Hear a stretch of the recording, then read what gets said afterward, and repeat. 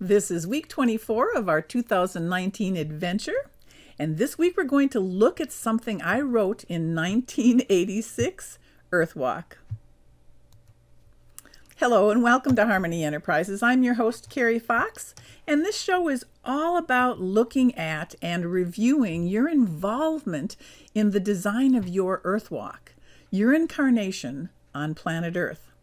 But before we get into that, let's remind ourselves that we embrace and encourage living in harmony with the infinite wisdom that dreamed you into being.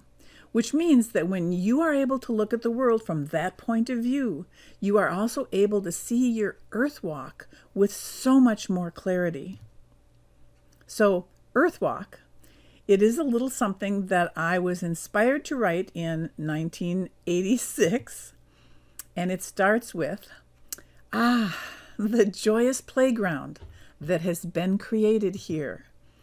To great depth, the planning, the who, when, why, and where.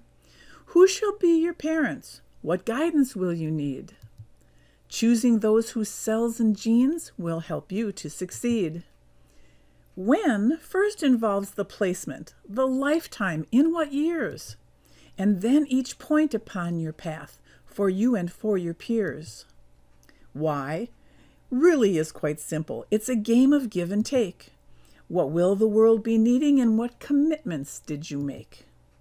To your own enlightenment, growth, and understanding, selecting your adventures and to feel your joy expanding.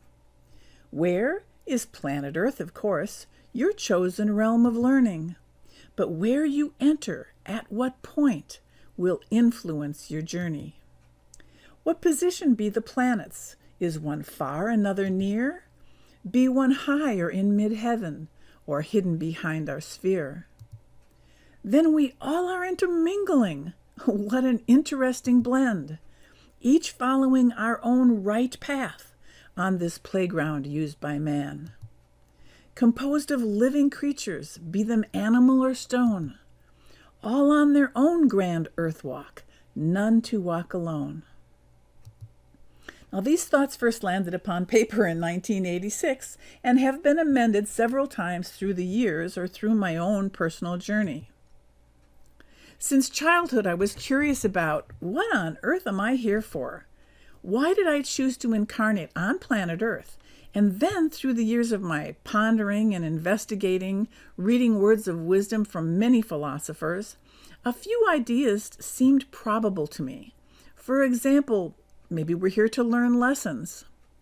Decades ago, I believed and taught people that when it came to karma and lessons, it just might work like this. If you were a man who abused women in your lifetime, then maybe in your next time, you would be a woman and you would learn the lesson from that side. But then I recognized a different reality.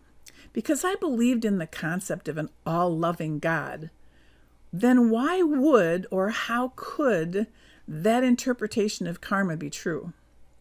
So I continued meditating and praying and reading and investigating until the theory that I named dual citizenship arrived in my awareness.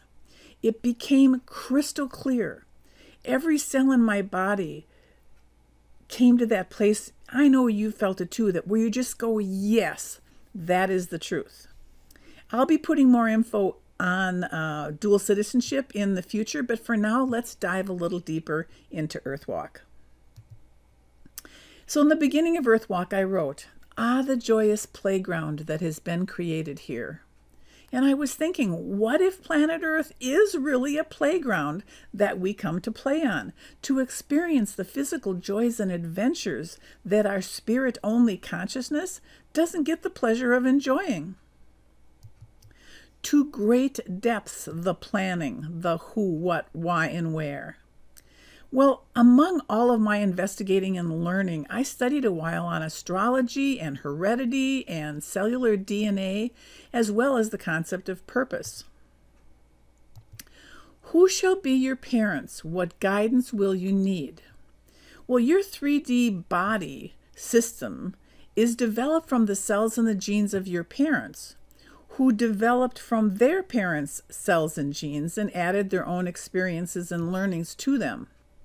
Meaning that when you chose some of your lifetime goals and purposes, would you need to have certain skills and talents to be successful? So what parental influences would best prepare you for your life purpose? Choosing those whose cells and genes will help you to succeed. When? First involves the placement, the lifetime, in what years. Well, you chose what generation of Earth's history you wanted to incarnate to. And then each point upon your path for you and for your peers. This means that probably, most likely, when you decided to come here, you not only looked at your intentions and purposes, but you might also have agreed to be of assistance to someone else in your soul tribe. Maybe someone who you knew was going to need help, and you decided and promised that you would help them. That you would be on the corner of 5th and Vine at 6:30 p.m. in the year 2000, blah, blah. For some reason, you agreed to share lifetimes and to be of assistance to somebody. Do you get what I mean by this? And not only that, you chose to be someone's son or daughter, or someone's sister or aunt or employer or sweetheart. There's so many variances. And why really is quite simple. It's a game of give and take.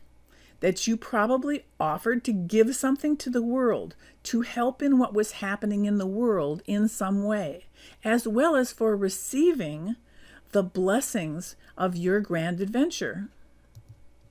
What will the world be needing? What commitments did you make? What if one of your life's purposes or intentions was to try to help the way too many women on earth in this generation that are abused? Would it help to teach you about that subject if you were maybe as a child to witness your father bullying your mother? And of course, there's any other scenarios of how you set up your life so that you could learn what you needed to know. There are just so many things to ponder. To your own enlightenment, growth and understanding, selecting your adventure, and to feel your joy expanding. Where is planet Earth, of course, your chosen realm of learning? But where you enter at what point will influence your journey. So what if astrology, the energetic pull of planets on your 3D physical and emotional being, had validity? What position be the planets? Is one far, another near? Be one in high heaven, or high and in mid-heaven, or hidden behind our sphere? The relationship of every planet at the time of your birth to where on earth your birth happened, in America or Africa or England or Australia, each planet at their location had an intended influence on you. And then every moment of that movement of that planet through time in relationship to where it was at your birth affects you differently. If Pluto was high in the sky over America when you were born, it continues to have some influence on you similar to where it was at birth when it is again in high heaven, or when it's not, when it's maybe on the other side of the planet over Africa, then it still has an influence on you, only now the influence is different. Then we are all intermingling. Gosh, what an interesting blend. Each following our own right path on this playground used by man. I have found over the decades resistance from people who want to believe that their way is the right way for everybody. And I just want to be very clear here. What might be right for them, for their learning to assist them with their purpose, does not have to be right for anyone else. And finally, composed of living creatures, be they animal or stone, all on their own grand EarthWalk, none to walk alone.